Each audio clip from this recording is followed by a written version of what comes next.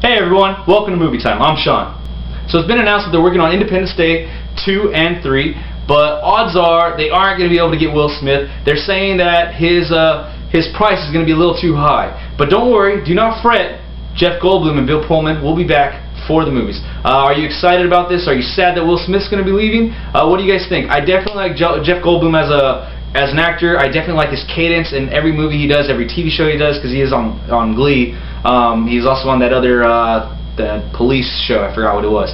But I definitely like him as an actor. He has a funny cadence. They're also saying he might come back for Jurassic Park 4.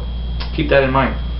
Speaking of Will Smith and how expensive he is, he used to be a member of the $20 Million Club. I don't know if he is anymore still, but we have a new member of the $20 Million Club. It's Liam Neeson. Liam Neeson hit it big with Taken, the first one. That movie cost about $35 million, give or take a few mil, to make, and it ended up profiting and it ended up making in the box office over $300 million.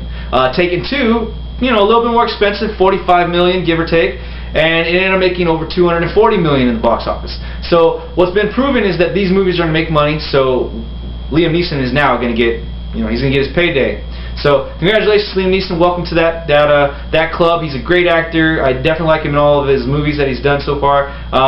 He used to be a boxer, so he definitely can do this physical stuff, and I hope he does more of it. He did the two Takens, and he's also done the movie Unknown. He's taken on a more serious action, legit, like gritty violence action movie over the last couple years, and I'm definitely enjoying his run at movies.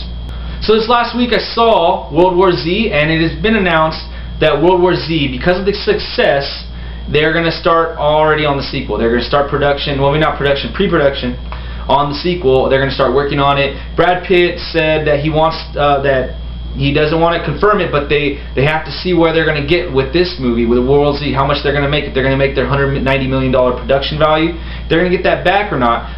But because of the strong opening, I went on a Tuesday and it was packed. It was swamped there.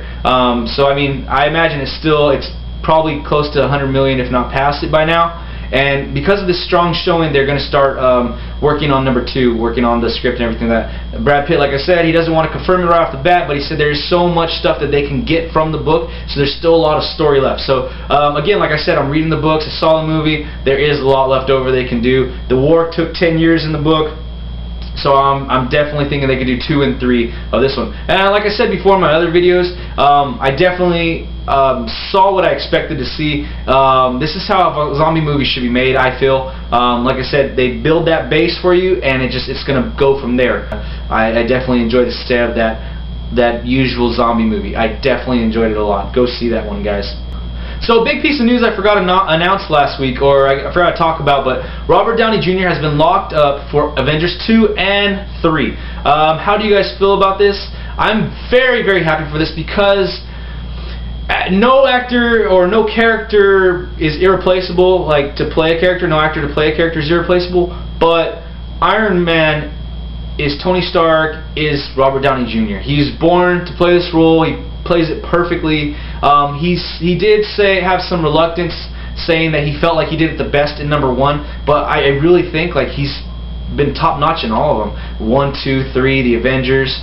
Everything he's done regarding Tony Stark and Iron Man, he's been great in. So I'm really happy they're keeping him, really excited. But they haven't announced any new Iron Mans. I really think like Iron Man 3, they ended it, they brought it full circle, and they're good to go. Just keep him part of the Avengers 2 and 3, and we'll see where it goes in Marvel Phase 2 and Marvel Phase 3, see how successful it is. They also locked up some announced dates in May of 2016 and 2017, as well as June of 2017, I think it is.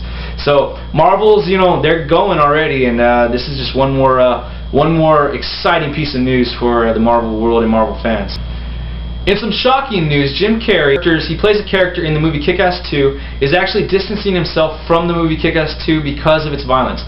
The first Kick-Ass, great movie. I didn't read any of the comic books. I still haven't read any comic books, but I really like the movie, and I'm really looking forward to number 2. It is a graphic novel. There is some violence in there.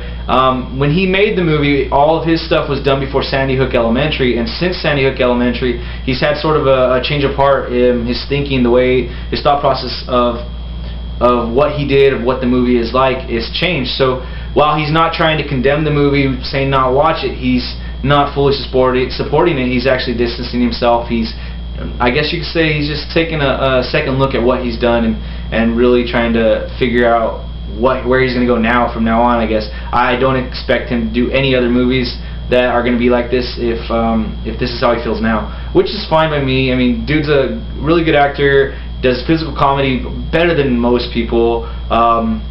Just hopefully, you know, he doesn't stay out of movies for too long, and he can get back to some of that physical comedy. I'm really looking forward to this one, and even though he's you know, looking back on it and not happy with it right now, I definitely think his character is going to be pretty awesome in there. Just from the trailers and what they've shown, it looks pretty awesome. There was also a trailer released this week, guys. It's called Escape Plan. It stars Sylvester Stallone and Arnold Schwarzenegger. I'm definitely looking forward to this one, to see these two big, heavy-hitting action heroes meet up again in a film. I watched the trailer. Arnold looks to be in a lot better shape than he was in the last couple of things he did, especially in Expendables 2. Stallone looks yoked like usual. That human growth hormone is working wonders on him. It stars Stallone as a professional prison escape artist. He gets put into this prison, this high-tech facility where everybody's at, where nobody wants him to go. It looks really interesting. I want to see what happens with this. I'll put the link in the description down below. Alright, so in theaters this week you have White House Down and The Heat. White House Down is starring Jamie Foxx as the President of the United States. Really? And Channing Tatum as a police officer, Washington, D.C. police officer who's trying to impress his daughter and become a Secret Service member. He epically fails his interview, and right after that, the White House is taken hostage, and he jumps into action. So from what I've seen so far, this movie looks like it's somewhat like in the vein of the old Die Hards. Like, this is your John McClane, Channing Tatum is your John McClane, your Bruce Willis, and he's jumping in action to save people's lives. Now this movie, it brings a lot of people to that whole Dante's Peak, Volcano, Deep Impact, Armageddon, that kind of feel, because you just had Olympus Has Fallen earlier this year with Gerard Butler. Now you have White House Down with Channing Tatum and Jamie Foxx. So you got a lot of things going on with that movie. The first trailer I ever saw of it looked really like a serious trailer, and then now the last few trailers I've seen are kind of campy. So we'll see where this goes, and we'll see if we like it. I'm not too looking forward to seeing it in the theater, but it looks like it's action, so I'm probably going to see it when it comes out on DVD. The other movie is The Heat. It stars Melissa McCarthy and Sandra Bullock. Sandra Bullock's playing an FBI agent that doesn't play nice with others, or she's so zealous that she overdoes her job. She's an overachiever, and a lot of people dislike her. Melissa McCarthy's the rugged, beat cop that gets her job done however she needs to get it done. So they're going to be teamed up together by their supervisors, and comedy is going to ensue, hopefully. Now, their marketing campaign hasn't been the great, because they've had the same trailer up until I think about a week or two ago. It's been the same trailer for months and months and months. When I first saw it, it definitely looked interesting. The 30th time I saw the trailer, I kind of lost my interest. Again, same as with White House Down, I probably am not going to be seeing any of these movies this weekend. Probably going to wait for both of these to come out on DVD and see what I can do with it then. I'm not saying they're going to be bad, but I'm just not looking forward to them in theater. Alright guys, for the movie of the week, this week I watched A Good Day to Die Hard. It's the 5th installment in the Die Hard series. You have John McClane going to bail out his son Jack in Russia. This movie, it's very action-packed, but at the same time some of the action is forgettable.